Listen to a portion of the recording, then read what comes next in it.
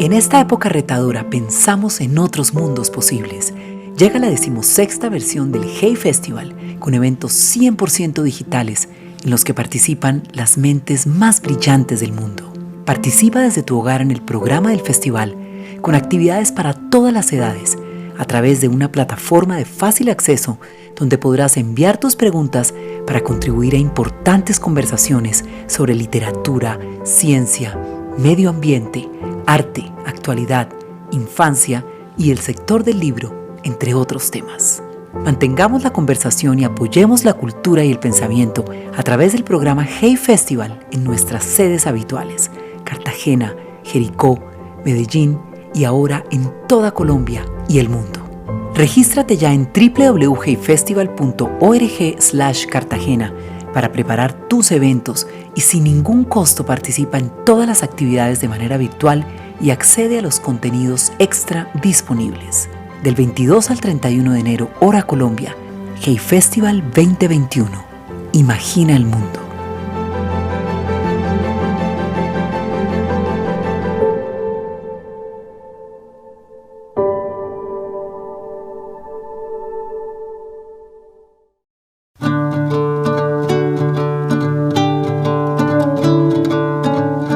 Hey Festival Digital, un mundo de ideas maravillosas al alcance de todos.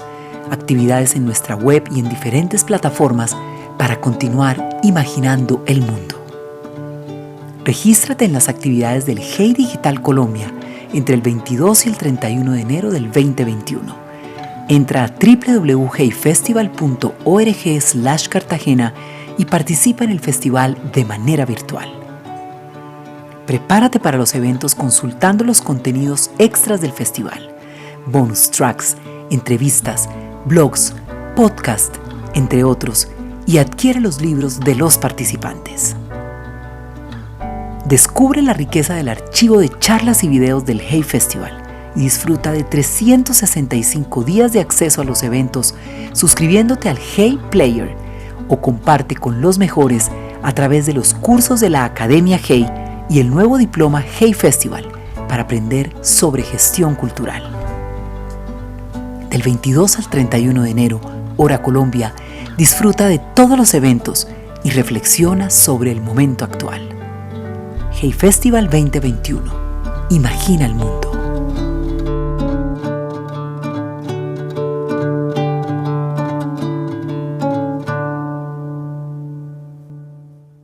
Hola, quiero desearles un feliz 2021 a todos. Justo ayer estaba leyendo que uno de los sectores más afectados con la pandemia es el sector de las artes. Y entonces hoy quiero pedirles que por favor donen al Hey Festival a través de su página web heyfestival.org para que el Hey Festival pueda continuar en estos tiempos difíciles. Muchas gracias.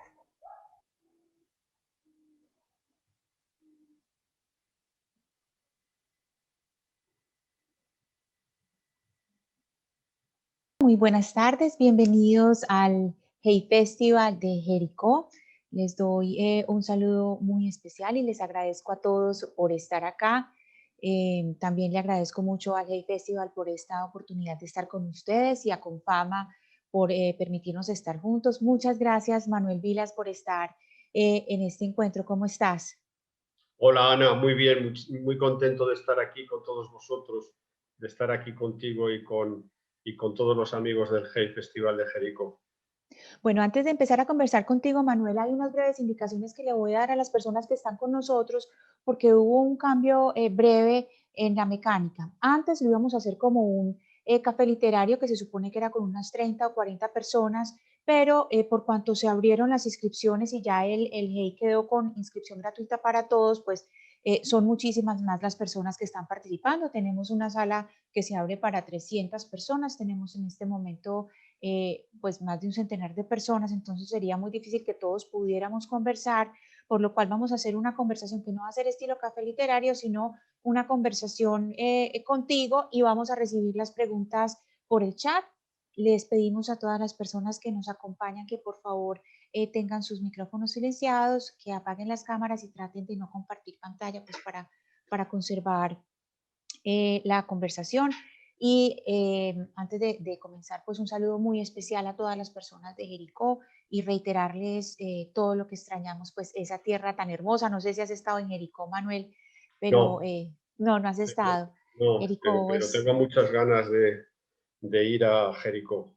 A ver si... es un pueblo precioso en Antioquia, un pueblo cafetero de unas montañas hermosas, unas fuentes de agua increíbles y el café más rico que te puedas tomar. Entonces la próxima vez nos vemos allá en A ver Jericó. si puedo ir pronto porque además a mí me encanta el café colombiano. O sea, a Y ver si allá puedo ir, probarías el más rico.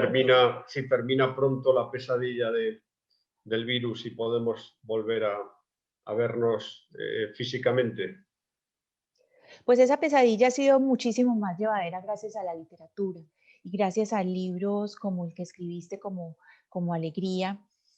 Alegría es una historia, no lo vamos a llamar una autoficción, lo prometo, no lo vamos a llamar autoficción, lo vamos a llamar, digamos no sé si te parece, si decimos que puede ser un poema narrado, tú prefieres que lo llamemos novela de no ficción, pero Es es una novela autobiográfica, es decir, es simplemente una historia muy sencilla, que es la de un padre que habla con sus hijos y que cuenta lo que vive con sus hijos, pero es una... Que a mí me gusta definirlas, mis novelas, como novelas donde los hechos son autobiográficos, en vez de ser hechos hijos de fruto de la imaginación o de la ficción, son fruto de mi vivencia personal.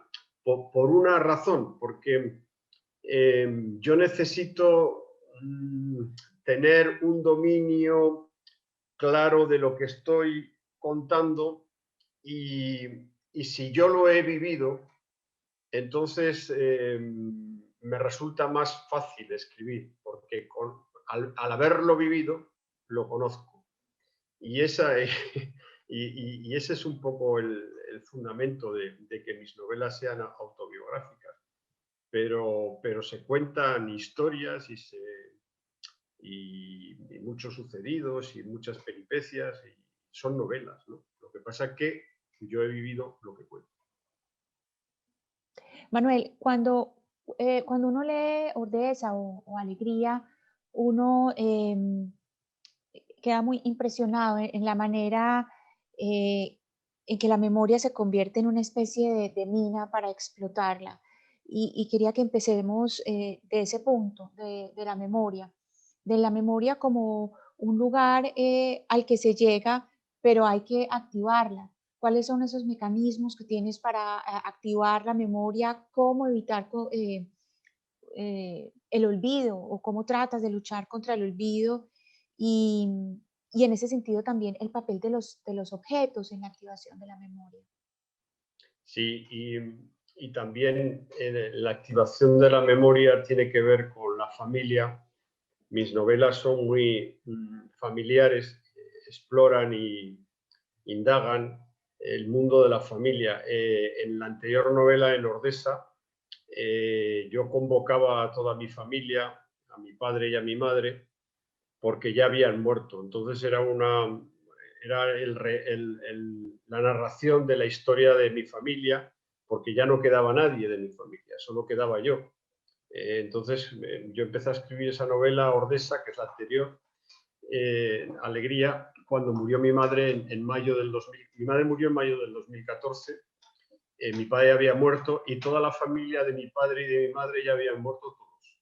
Solo quedaban primos míos, con los cuales casi no tenía ni relación. Entonces me di cuenta de que todo ese pasado familiar se precipitaba en el olvido profundo y que todo aquello que yo había vivido y que me parecía maravilloso, porque yo quería mucho a mi padre y a mi madre, pues se iba a perder. Y claro, me di cuenta de que yo era escritor, de que yo tenía un arma, que eran las palabras. Entonces, de manera automática dije, bueno, yo tengo este arma muy sencilla que son las palabras para poder contar cómo fue esa familia que si yo no lo cuento, si no escribo yo la historia de esa familia, esa historia se va a perder. Y entonces me puse a escribir y pasó algo muy, muy curioso, que es que la memoria, de alguna manera, si tú la practicas, la cultivas, ella es agradecida, la memoria es agradecida. Y cuando tú empiezas a contar, a escribir cosas que te pasaron, automáticamente esas cosas que escribes llaman a otras cosas y de repente te quedas muy sorprendido porque recuerdas más de lo que tú conscientemente creías recordar. Y fui accediendo a partes de mi pasado que estaban en mi inconsciente, que me producían un auténtico vértigo, ¿no? La capacidad de recuerdo. Yo creo que los seres humanos tenemos una enorme capacidad de almacenamiento del pasado. Lo que pasa es que a veces no somos conscientes y no utilizamos esa facultad de la memoria. Y yo casi, bueno, viví mientras escribía Ordesa y luego Alegría, porque fíjate, luego tuve que escribir Alegría porque me quedaron muchas cosas sin contar. Concluyo, la memoria, si tú la practicas y la frecuentas, la memoria te regala muchísimas cosas. Luego hay otra cosa importante, es que era esta la que quería decir.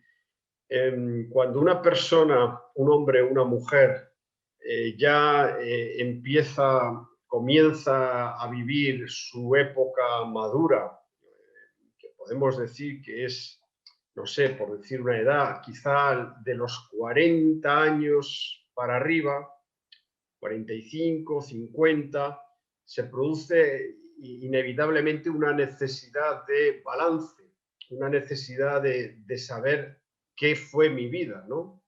Y automáticamente empiezas a recordar y te das cuenta de que una persona de 50 años ya ha vivido mucho, necesita revisitar, volver la vista atrás, ¿no? Y entonces se da un fenómeno muy importante, que es que comprendes mejor lo que viviste en el pasado. Es decir, por ejemplo, este momento del 2021, probable que estamos viviendo todos, dentro de 10 años, en el 2031, lo entenderemos mejor, ¿no? Es decir, se completa ese círculo misterioso de la vida. Entonces yo me di cuenta de que yo había sido testigo de muchas cosas en mi vida pasada que las acabé de comprender en el momento en que me puse a escribir sobre ellas, ¿no? Sí, estar adentro impide ver en ese mismo momento el por qué suceden los acontecimientos. Pero Manuel, hay algo también de la memoria y es que la memoria elimina. Hay una serie de detalles que se eliminan. A veces la eliminación es voluntaria, es decir, uno dice, no me quiero acordar más de esto, pero hay veces que es simplemente porque ha pasado hace muchos años. Me parece un poquito difícil separar Ordesa de Alegría, porque son, digamos, unas hermanas, pero en este proceso de escritura, eh, esos momentos difíciles, ¿cómo los reconstruyes? Porque nos estás diciendo, y es muy evidente, que hay una cantidad de parientes que son muy lejanos, ya la familia no está, no hay, digamos, con quién hacer ese contraste, lo que dijéramos los periodistas, el ejercicio de contraste, cojo este testimonio y con este voy armando el rompecabezas. ¿Cómo haces esa documentación o ese proceso para poder hacer un contraste y poderte acercar a esa memoria que se escapa o que se borró? Pues a través del amor. Fíjate lo que te voy a decir. A través del amor. En realidad yo conseguí que mi padre y mi madre me hablaran porque lo que yo estaba escribiendo yo estaba escribiendo desde el amor profundo hacia mi padre y hacia mi madre, ¿no? Y cuando tú tienes como arma el amor y la necesidad de comprensión, todo se abre, ¿no? Y el pasado se abre y el pasado se deja conocer. Es una cosa, casi a veces es pensamiento mágico. De hecho, fíjate, hay un libro de Joan Didion que lo tituló así, El año del pensamiento mágico, porque era un libro referido a, era un libro que hablaba de la pérdida del marido de Joan Didion y de la enfermedad de su hija. Y es la idea del pensamiento mágico, la idea de la magia, de entrar en comunicación con los muertos a través del amor, que parece así un poco esotérica y parece casi un poco pues, de espiritismo. Desde un punto de vista literario, funciona. A ver, yo no soy, ni soy medium, ni soy espiritista, ni nada por el estilo, pero sí creo que hay una comunicación entre vivos y muertos que es de orden humano. A veces fondea un poco lo sobrenatural, que es el misterio. Es decir, hay todas las personas que hemos perdido a seres queridos, seguimos en contacto con ellos, porque recordamos constantemente. Yo desde que me levanto por la mañana hasta que me voy a dormir, estoy en constante diálogo con mi padre y con mi madre. Es un diálogo sereno, es simplemente memoria, recuerdo, su presencia. A veces la presencia se revela a través de los objetos, aquellos objetos que, bueno, por ejemplo, en mi caso había presencia de electrodomésticos o coches, los coches de aquella década, de los 60, de los 70, o por ejemplo, las fotografías. Las fotografías tienen un poder de convocar, un poder poderosísimo para convocar a las personas que ya no están, ¿no? Entonces yo veo una foto una foto familiar y automáticamente vuelve toda mi familia, vuelve la presencia, vuelve un recuerdo muy intenso.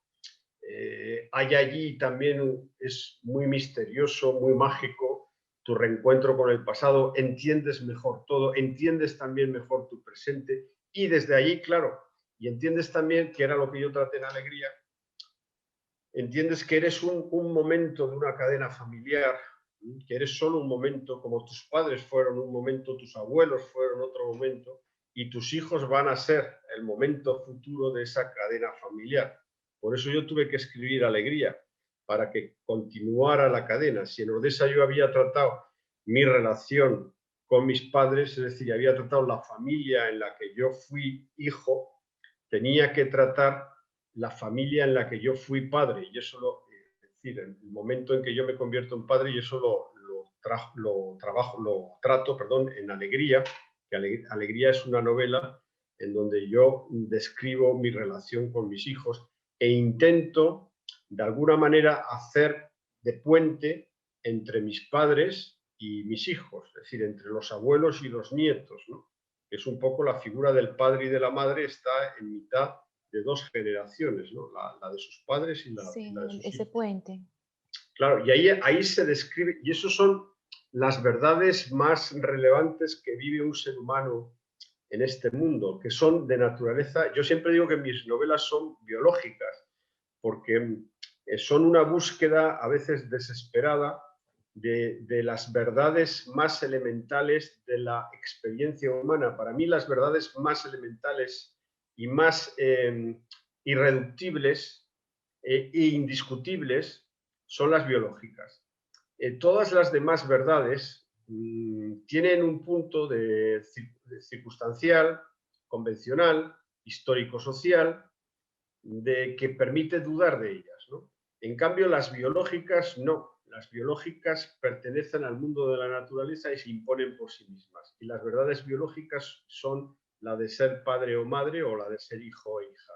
Esas las veo yo con una fuerza que va más allá de la historia, va más allá de las convenciones sociales, va más allá de las convenciones económicas, laborales, y se resume en algo muy sencillo, como es la idea del amor incondicional, que es también de carácter biológico, ¿no? Si un padre o una madre de manera incondicional serían capaces de dar su vida por sus hijos, ¿no? Allí a mí me parecía que había un misterio de la condición humana importantísimo. Un misterio que sigue estando, que nadie ha conseguido descifrar, ¿no? Todo es social y todo es circunstancial.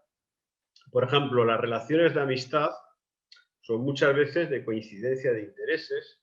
En las relaciones laborales pues son coincidencia de intereses, pero en cambio la relación entre un padre, una madre y un hijo y una hija es trascendental, universal y va más allá de cualquier convención. Por eso yo vi allí una fuerza importante de la condición humana y por eso quise dedicar mis libros a tratar ese misterio, ¿no? En ese misterio, en el camino de recorrer ese misterio, en un principio nos decías, están las palabras. Por supuesto, quien tiene un dominio de la palabra o del lenguaje, como es el caso tuyo, pues llega a una comprensión, a un acercamiento más profundo de ese misterio. En Alegría nosotros vemos cómo haces un recorrido o nos vas contando un poco de cuáles son esas fuentes que te nutres. Nos mencionas a T.S. Eliot, Idea Vilariño. Me encanta que no hayas mencionado a Juan Carlos Onetti cuando mencionas el poema de ella, pero no mencionas a Juan Carlos Onetti. Eso fue un hit, que en Colombia decimos ningunear, que lo ningunearas, lo Que dejaras ahí. me interesaba ella, Claro, no me interesaba él. claro, Claro. hablaste del poema sin mencionar el nombre de él y eso fue fabuloso. Fíjate, eso es muy Entonces, interesante porque es verdad, siempre, fíjate, el poema de Idea Vilariño siempre se ha utilizado para nombrar a Onetti, ¿no? Y sin embargo a mí no me interesaba para nada la figura, fantástico. ¿eh? Pero no, te advierto que no fue de una manera premeditada, no es que yo quisiera que me diera cuenta de que tuviera una sensibilidad especial para percibir que efectivamente siempre se había dado preferencia al tema masculino que podía haber detrás del poema en detrimento de la verdad femenina, que es que simplemente vi con claridad, a mí me interesaba el sentimiento de ella, no el de él. Ujú. Pero eso fue de una manera natural, o sea, no fue en absoluto que yo calculara eso, ¿no?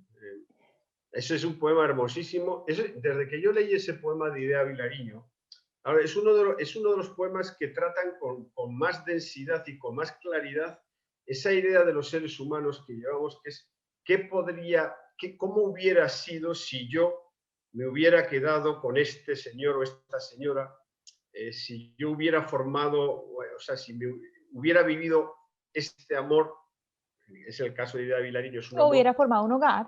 hubiera formado, ¿cómo hubiera sido? Ujú. Esas cosas que los seres humanos llevamos siempre, es decir, si yo hubiera elegido este hombre o esta mujer, ¿cómo hubiera sido mi vida? ¿No?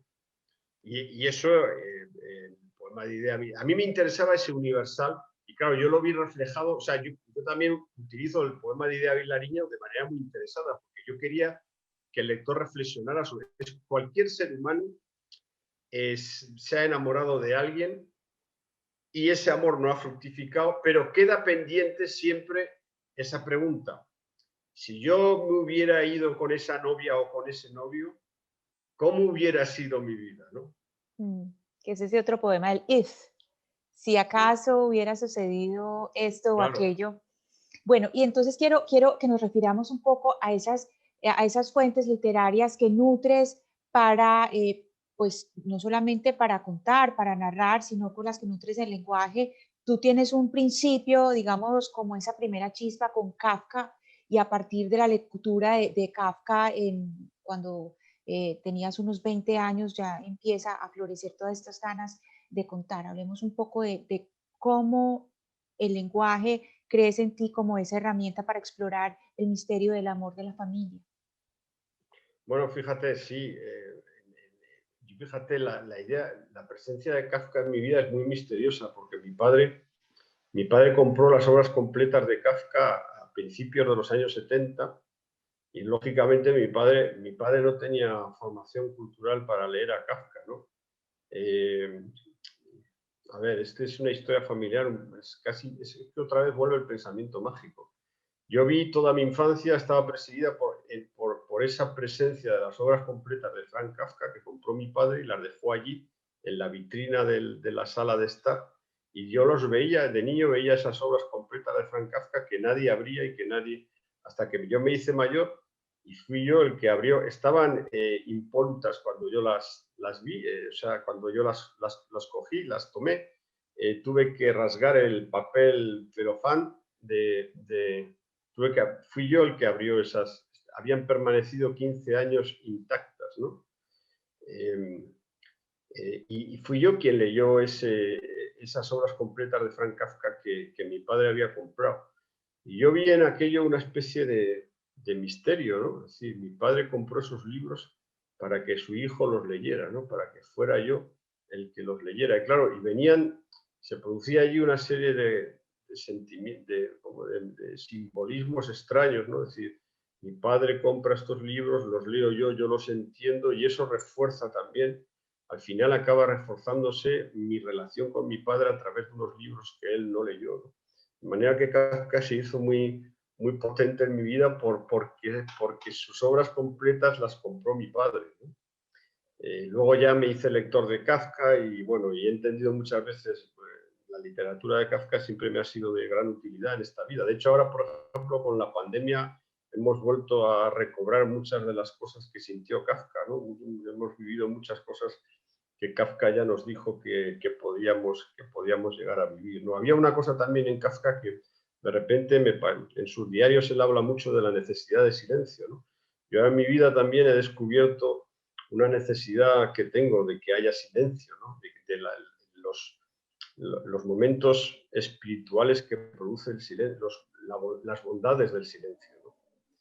Y eso también pasó con Proust, que hablo también de Proust en la novela, ¿no? Proust, Claro. hay gente que no, o sea, esa obsesión que tuvo Proust al final de su vida, que mandó tapiar toda su casa con su piso, apartamento de París, con corchos.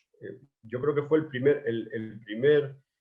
la primera insonorización histórica Sí. de la historia. Yo pensé en eso, digo, como a principios del siglo XX un señor obsesionado con que en su casa haya silencio y que manda colocar corchos en las paredes para que impidan que le llegue el ruido exterior. La idea del silencio me ha seducido mucho porque yo entendí lo que buscaban Proust y lo que buscaban Kafka, ¿no?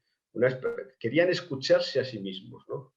Escuchar el latido de tu propia alma, el latido de tu propia memoria, el latido de tu pensamiento.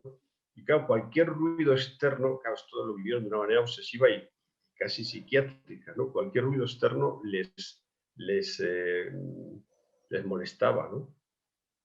Sí, y que además dices pues en un futuro el gran privilegio o la gran riqueza será buscar los lugares donde haya un silencio. Ese será Ya está ocurriendo esto. Sí. Sí, el lujo en estos momentos pasa por en donde sí, cuando dicen, no, aquí por ejemplo, en una vivienda, aquí no hay ruidos, o en un apartamento que te dicen, o en un hotel, aquí no va a escuchar usted ruidos. Ya la idea del silencio como un bien maravilloso ya se está vendiendo, ¿no? Ya se está exhibiendo como un lujo, ¿no?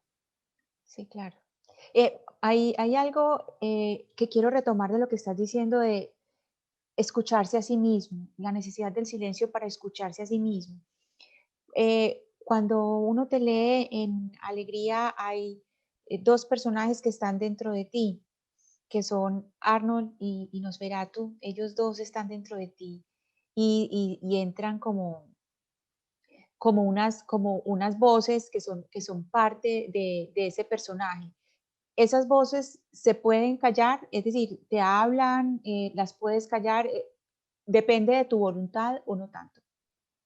Bien, esas voces, en Alegría yo quería tratar el tema de la depresión tal como la conocemos, como una enfermedad de carácter psicológico psiquiátrico, que que no es nueva, que antes se le llamaba melancolía, que bueno, ha sufrido distintos nombres, pero que hoy en día dicen que además es la enfermedad que casi que más importante y que en el 2050 va a ser incluso la primera enfermedad, dicen los sociólogos, va a ser la primera enfermedad mundial, ¿no? Pero yo quería hablar de la depresión desde el punto de vista de la literatura. Yo quería hablar de un ser humano que es capaz de ver el vacío del mundo y empatizar con el vacío del mundo. Yo llamo a la depresión, me gusta más decir, las personas deprimidas son aquellas personas que tienen una capacidad de visión superior a las personas que no se deprimen. Ven cosas que los que no se deprimen no ven. Y está muy bien que no las vean, pero bueno, hay que respetar al deprimido, porque el deprimido es capaz de ver el vacío y sentirlo de una manera tan intensa que enferma al verlo, ¿no? Yo lo que propongo en alegría es ver el vacío y superarlo a través de la alegría, ¿no? Pero sí verlo, porque si tú pasas por la vida sin saber que existe el vacío del mundo, pues a lo mejor te estás perdiendo algo importante también que ocurre en la vida, ¿no? Entonces, yo digo, el deprimido ve el vacío del mundo y tiene que hacer un esfuerzo por luchar contra ese vacío a través de la construcción de su vida, del significado de su vida. Un ser humano desde que se levanta por la mañana está construyendo significado. Si tú te levantas por la mañana y te pones un café, ya estás construyendo significado. Te vas a trabajar a tu centro de trabajo, ves a tus compañeros, o llamas, hablas con tus familiares, haces la compra, preparas la comida, ves las noticias, lees un periódico, hablas con tu gente, estás construyendo significado.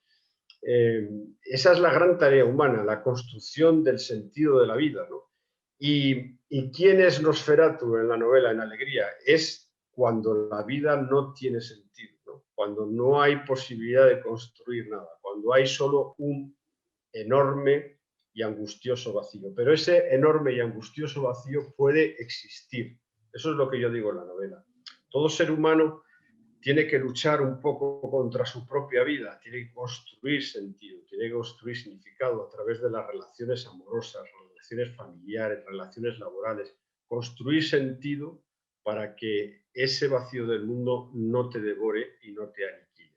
Ese es un poco el mensaje que yo quiero decir en la novela, pero siempre recordando que es verdad que uno puede ver ese vacío del mundo, porque de repente uno puede pensar que las cosas no tienen sentido, puede pensar que no tiene sentido trabajar, que no tiene sentido tener una familia, que no tiene sentido tener amigos, que no tiene sentido vivir. Eso es posible y muchos seres humanos han caído en esa desesperanza profunda y en cualquier caso pues yo quería nombrarla, ¿no? Para que se la viera, ¿no? Y hay muchas personas en este mundo y más ahora pues, que viven, por ejemplo, las personas que viven soledades no queridas, la soledad no deseada, por ejemplo. Sí.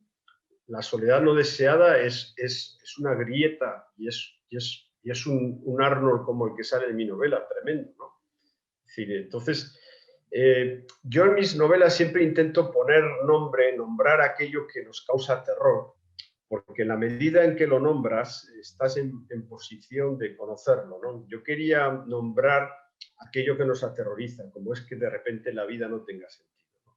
Para que podamos, al nombrar lo que te aterroriza, estás en condiciones de luchar contra eso.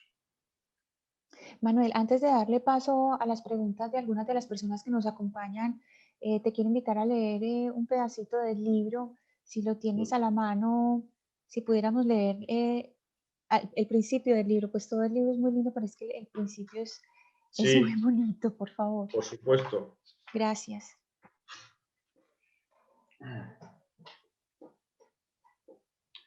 Todo aquello que amamos y perdimos, que amamos muchísimo, que amamos sin saber que un día nos sería hurtado, todo aquello que tras su pérdida no pudo destruirnos, acaba tarde o temprano convertido en alegría. Ese es el comienzo. Ese es el comienzo de la novela. Precioso. Hay que decirles a los asistentes a esta conversación y que todavía no han leído el libro, que el silencio, así como en la música, el silencio o las pausas tienen una importancia muy grande, pues en este libro también el silencio tiene una importancia vital, los espacios de silencio. La primera pregunta la hace Katina Borges. La lectura de Alegría me ha motivado a mejorar y profundizar mi relación con mis hijos y mis padres. Debo agradecerte por ello. ¿Es un comentario frecuente de los lectores de tu libro? ¿Te imaginaste este tipo de reacción? ¿Hubo algo de esta intención al escribirla? Es una relación frecuentísima de mis lectores, tanto de Alegría como de Ordesa, de que mis novelas les ayudan en sus propias vidas, ¿no? A la hora de, y mejoran sus relaciones con su familia. A mí eso me parece maravilloso. O sea, si yo creo en la utilidad de la literatura, es que a mí me ha servido la literatura, que yo como lector yo he leído libros que me han ayudado a entender la vida y a mejorar mis relaciones con mi entorno, con las personas que quiero, con las personas con las que trato. A veces se ha dicho que la literatura pues, es un entretenimiento y que incluso hay escritores que niegan la utilidad de la literatura. Yo no, para mí la literatura es utilísima. A veces dicen, no, es que si no, eso es autoayuda. Digo, bueno, pero si es que me da igual que sea autoayuda. Es decir, Don Quijote de la Mancha es autoayuda. La Ilíada es autoayuda también. Es decir, yo qué sé, las grandes obras de la literatura, Shakespeare también es autoayuda, ¿no? Obviamente la autoayuda popular es la que a lo mejor pues no deberíamos considerar esto, pero que la literatura sea útil y que nos ayude y que nos haga ver con más profundidad las cosas, eso es maravilloso. Y cuando alguien me dice, que me lo han dicho muchas veces, que gracias a mis novelas ha entendido mejor la figura de su padre o de su madre y mis novelas le han ayudado a comprender mejor su familia, yo me siento, vamos, es el mayor, o sea, para mí el mayor elogio. No es el de un crítico que me diga, qué grande es la novela que usted ha escrito. No, para mí el mayor elogio es que un lector, quien sea, me diga, mire, su libro me ha ayudado a entender a mi padre o a mi madre o a mis hijos. A mí alguien me dice eso y yo soy feliz, porque entiendo que como ser humano y como escritor, pues he cumplido y mi trabajo tiene sentido. De repente todas las horas que yo he invertido en escribir un libro tienen sentido, ¿no? Gloria de la Cruz te pregunta, Manuel, ¿consideras que de Ordesa a Alegría hay una evolución en la forma como percibes el duelo por la muerte de tus padres? Sí, sí. En Ordesa yo estaba viviendo un momento muy oscuro y muy dramático. En Alegría ya las heridas han cicatrizado. Ya he conseguido superar, porque fíjate que en Ordesa había un divorcio también, había un problema de alcoholismo, había muchas cosas muy dolorosas, ¿no? En esa novela. Ordesa es mucho más dramática, porque mi vida en ese momento era más dramática. Y Alegría es más serena, ¿no? Alegría ya han cicatrizado, la pérdida del padre y de la madre están asumidos, es una pérdida asumida. Ahora bien, no olvidada, ¿eh? Porque eso es decir, cuando dice, no, he superado la pérdida de mi padre y de mi madre, ¿qué quiere decir que ha superado? ¿Que lo has olvidado? No, olvidar no puede ser. Olvidar es una inmoralidad. ¿Cómo voy a olvidar yo a mi padre y a mi madre? Lo que pasa es que tengo ya una relación con el dolor más de convivencia. Ya convivo de una manera, pero no olvido. O sea, simplemente ahora convivo de una manera más serena con el dolor. En Ordesa yo todavía no convivía, porque claro, cuando las pérdidas son recientes, a una persona que acaba de perder a su padre y a su madre, no está en condiciones de convivir de una manera serena con el dolor, está en pleno centro del dolor. Entonces, en Alegría ya se convive con el dolor. Y eso también quería decirle al lector, que hay un gran aprendizaje en la vida, uno de los grandes aprendizajes de la vida es la integración del dolor en nuestra experiencia. Yo creo que eso enriquece muchísimo la vida, cuando un ser humano es capaz de meter el dolor que ha sentido en una parte de su alma, darle un cobijo, llevar dentro el dolor, pero sin que el dolor le impida seguir viviendo. Eso es el mensaje más humano. Es decir, se puede seguir adelante, se puede salir adelante en la vida con dolor, integrando el dolor de una manera inteligente y serena en tu experiencia diaria, ¿no? ¿Recuerdas el verso que viste en el metro de Madrid y que fue el que del dolor? Sí, claro. Ese era claro, esa es fíjate, esa es otra de las grandezas de la experiencia humana, la capacidad de transformar el dolor en alegría, que En era de alegría, lo que sí. yo quería hablar. Fíjate, había una canción de Edith Piaf que cantaba con su último marido, que se llamaba Teo Sarapo, que se titulaba ¿Para qué sirve el amor? Y Teo Sarapo le preguntó a ella, que era marido y mujer, ¿para qué sirve el amor? Y el amor te hace sufrir. ¿Para qué sirve algo que te hace sufrir? Y Edith Piaf le decía, bueno, te hace sufrir en el momento presente, pero dentro de unos años recordarás ese sufrimiento con alegría. Entonces esa es una de las cosas más misteriosas también de la experiencia humana, de la condición humana. Cómo aquello que en un presente nos hace sufrir mucho, luego cuando ha pasado el tiempo, lo recuerdas y viene automáticamente una sensación de alegría profunda, ¿no? Eso es otra cosa de la condición, es otro de los enigmas de la experiencia humana, cómo se transforma. Claro, porque es como una carrera, tú vas, hay muchos obstáculos en la vida, tú vas pasándolos, vas sorteando esos obstáculos y al final te das cuenta que todos esos sufrimientos, todas esas adversidades que has vivido, al haberlas superado, te dan una sensación de alegría, ¿no? Juan Gómez te hace una pregunta, Manuel, que de hecho tú esa pregunta la respondes en el libro. Quisiera saber para el autor cuál es la diferencia entre felicidad y alegría. Pues esa fue una de las cuestiones que yo, cuando estaba escribiendo la novela, tenía dos sentimientos en la cabeza, que son dos sentimientos que todo ser humano alberga en su corazón profundo, porque son dos señas de identidad grandes de la condición humana, que son los dos grandes sentimientos, que son la felicidad y la alegría. Es decir, todo ser humano quiere ser feliz y quiere estar alegre, pero yo me puse a compararlos. Me puse a decir, bueno, ¿y yo qué querría? Si tuviera que elegir, es decir, en esa hipótesis de elegir entre felicidad y alegría, ¿qué elegiría yo si no me pudiera quedar con las dos? Claro, pues yo elegiría siempre la alegría. ¿Por qué?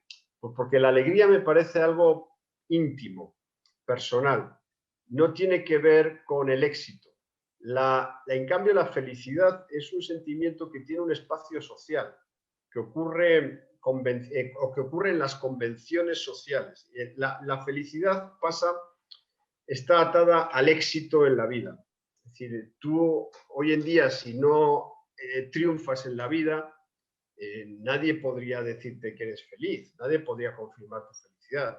Éxito laboral, éxito social, éxito económico, éxito sentimental. Esto hace que uno pueda exhibir. La felicidad es algo para exhibir. Para exhibir. Para exhibir, para que los demás digan, pues sí, tienes que ser feliz porque te ha ido muy bien, tienes un buen trabajo, tienes un marido o una esposa, eres joven o eres viejo o lo que sea, estás bien, te va bien, no sé qué, no sé cuántos, eres feliz.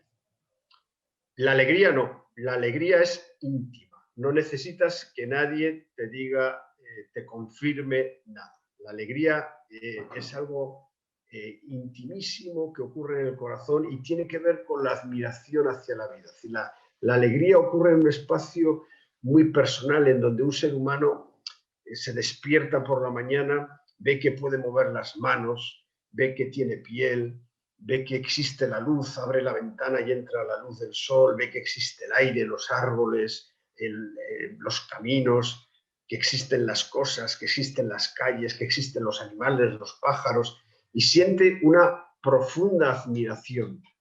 Y es una admiración personal e íntima. Y es a esa admiración, que es una forma de adhesión a la vida, yo le he llamado alegría, ¿no?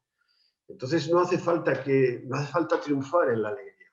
No hace falta tener muchísimas cosas, no hace falta tener un carro nuevo, tener una mansión, no hace falta posesiones, es algo más delicado, primitivo, es atávico, tiene que ver con la luz del sol, con los elementos, con el viento, con las montañas, con la belleza de la vida. Entonces eso tan biológico y tan atávico me pareció, yo quería más eso que la felicidad, y a eso le he llamado yo alegría. Emanuel, nuestro tiempo se acabó ya, pero me dicen que lo podemos prolongar 10 minuticos. ¿Cuentas con 10 minutos más, por Sí, favor, sí, para por que... supuesto, claro que Sí, sí, ok, claro, sí, sí. listo, perfecto, muchas gracias. Mira, Daniela Bonilla te pregunta, ¿cómo equilibras el trabajo de prosa con el de poesía? ¿En tu trabajo reconoces diferencias? Pues ahora acabo de publicar un libro de poemas precisamente. Claro, yo me siento, yo soy poeta también, pero yo soy un todoterreno en la literatura, porque escribo novelas, escribo libros de viajes, escribo poesía, escribo artículos en la prensa, solo me falta el teatro, ¿no? Entonces, yo creo que la herramienta es la misma, son palabras, ¿no? Entonces, pues yo quizá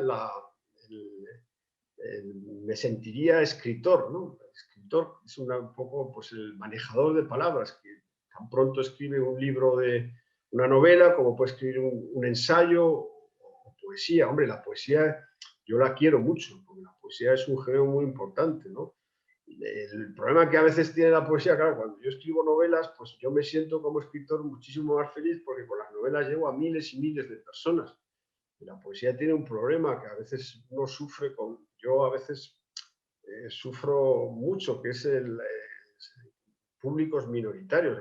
Claro que existe, gracias a Dios hay grandes poetas, por ejemplo, no sé, estoy pensando en Pablo Neruda o en Federico García Lorca, que han sido poetas populares, ¿no? A mí me gustaría, y yo escribo una poesía muy sencilla, yo me gustaría también que mi poesía fuese tan leída como las novelas, ¿no? Pero bueno. Te pregunta, bueno, se llama Conexiones Creativas. Conexiones Creativas te pregunta, Manuel, ¿la filosofía, los filósofos han influido en tu trabajo literario? ¿Cuáles? Bueno, he leído mucha filosofía, pero fíjate, yo he leído pues toda la filosofía occidental, no sé, todo. Ha habido muchos filósofos por ejemplo, no sé, Nietzsche o Sartre o Kierkegaard o, no sé, toda la filosofía y la clásica también, Marx, por ejemplo, Freud, muchísimo, y también en los actuales, ¿no? Lipovetsky o Zizek, por ejemplo. Pero fíjate que a la hora de escribir novelas no son los filósofos quienes me influyen para nada, ¿no? Es la vida misma. Sí, a veces, en realidad, tú lees filosofía o lees una novela y en realidad nada de lo que encuentres, lo que estás leyendo está ya en tu cabeza. Lo único que hace un buen libro es ponerle palabras a lo que tú ya llevas en la cabeza porque lo has visto en la vida, ¿no? Entonces, la filosofía que hay en mis novelas en realidad no procede de la filosofía de los filósofos, sino procede de lo que yo he ido viviendo, ¿no? Te pregunta Alexander Hernández, ¿cómo logras equilibrar la voz narradora? ¿Es siempre el narrador el mismo autor? No, no. También eso es bastante misterioso. Yo, digamos que al narrador de mis novelas le doy mi vida, le doy los hechos de mi vida, porque esos hechos son objetivos, pero luego él los vampiriza un poco y hace con ellos, ya crea la historia, ese narrador toma vida propia, utiliza mi vida, pero la utiliza tal como a él le interesa, con las ideas que él quiere plasmar, ¿no? Eso casi sería algo como un poco de vampirismo, ¿no?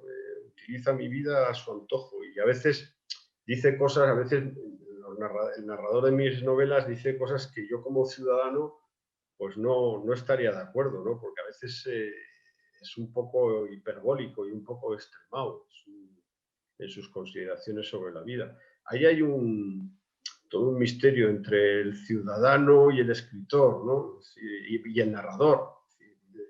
Eso también es uno de los abismos más grandes de la literatura y está en todos los... Me acuerdo del caso de Flaubert, cuando Flaubert fue, el escritor francés, el autor de Madame Bovary, fue llevado a juicio porque se creyó que se le acusó de que Madame Bovary era una obra inmoral porque contenía un adulterio, y el juez que entendió el caso de Madame Bovary absolvió a Flaubert porque dijo, y ahí se sentó cátedra un poco en esto, dijo que hizo una distinción entre el ciudadano Gustave Flaubert y el narrador de la novela. Entonces, entonces, gracias a esa distinción, Flaubert salió absuelto, porque dijo el juez que el ciudadano Flaubert no era el narrador de esa novela, que eran dos entidades jurídicas distintas. Por tanto, Flaubert salió absuelto. Cosa que le sentó muy mal a Flaubert, porque le venían a decir que Madame Bovary era fruto de una tercera entidad que no se sabía quién era. Y él salió del juicio diciendo, Madame Bovary c'est moi, como diciendo, este juez me está quitando la paternidad de... Esto desde Cervantes, este problema de ficción, realidad, es uno de los corazones más enigmáticos de la literatura. Bueno, cierro con esta última pregunta de Víctor Rudas. Manuel, en este momento las mujeres son gran mayoría en este evento. ¿Ocurre lo mismo con tus lectores? ¿Tienes explicación a eso?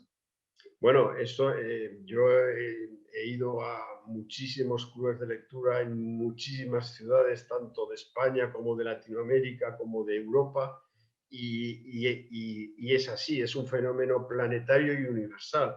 Son las mujeres quienes leen libros. A ver, yo no digo, los hombres también, a lo mejor, evidentemente los hombres también leen libros, ¿no? Pero no, creo yo que no tienen la necesidad tan hermosa como tienen las mujeres de compartirlos, ¿no? Quizá ahí haya una especie de timidez, un poco de carácter por las tradiciones, ¿no? Un poco tradiciones culturales, que el hombre no se atreve a verbalizar sus sentimientos tanto como las mujeres, ¿no? Y entonces muchas veces, pues yo voy a clubes de lectura donde el 90% son mujeres, ¿no? Y yo me siento absolutamente más comprendido por las mujeres lectoras, que es una cosa que, hombre, no puedo decirlo de una manera taxativa, ¿no? Pero sí que es un fenómeno muy interesante de cómo el público femenino es el mayor número de lectores está en las mujeres, ¿no? En España es increíble, y eso lo saben también los editores, ¿sabes? Son las mujeres quienes más leen libros. A ver, vuelvo a decir, los hombres también leen, lo que pasa es que yo veo que no tienen la necesidad de compartir la lectura, pero yo creo que una de las cosas más hermosas de la lectura, de la literatura, es compartirla con los otros, ¿no? Es decir, cuando a un amigo o a una amiga le dices, estoy leyendo este libro que me está diciendo cosas, entonces claro, se produce, pues yo estoy leyendo este otro, y allí en esas conversaciones sobre libros, en esa comunicación de la literatura se produce, no sé, es muy fértil, es un terreno muy fértil, y a mí me gusta mucho ver cómo los lectores hablan de los libros, ¿no? Tal vez, Manuel, estamos saldando una deuda histórica y durante muchos años nos tocó leer por ahí escondidas, entonces ya queremos que poder leer. También de alguna manera, efectivamente, las mujeres, bueno, pues fíjate que hoy ya sabemos todos el tremendo horror histórico que han padecido a lo largo de los siglos, ¿no? Y ahora es un momento de liberación de todo eso y bueno, y entonces sí, probablemente también está eso que tú dices, ¿no? Que ahora las mujeres, pues, y además hay otro fenómeno añadido, que es el gran número de mujeres escritoras en estos momentos se está viendo, ¿no? Lectoras y escritoras, editoras, el protagonismo de la mujer ya está absolutamente, bueno, pues normalizado, ¿no? Manuel, muchísimas gracias por esta conversación tan bonita y por haber compartido este momento tan especial con nosotros y con todas las personas que se inscribieron en este evento del Hay Festival. Ha sido para mí un enorme placer, Ana, charlar contigo Ya sabes que, bueno, encantado siempre de encontrarme contigo y de encontrarme con todos los amigos y lectores del Hey Festival y con todos los amigos y lectores de Colombia. A ti muchas gracias por escribir, a todas las personas que nos acompañaron, muchísimas gracias por estar con nosotros, gracias al Hey Festival y a Confama, y quedamos todos entonces ya con ganas de seguir leyendo más de la obra de Manuel Vilas. Inscríbanse en los otros eventos que hay para que sigamos conversando y leyendo. Feliz tarde. Chao.